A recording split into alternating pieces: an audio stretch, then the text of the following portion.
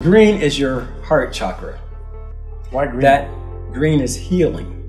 Oh. So green is the heart center. Mm-hmm. The heart radiates love.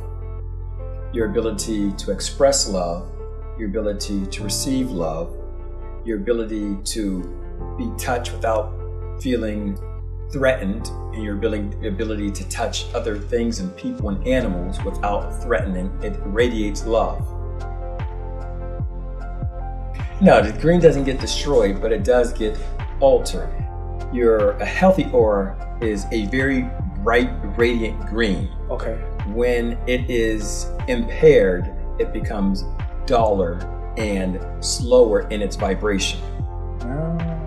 And so when your vibration starts to slow, you start to become depressed.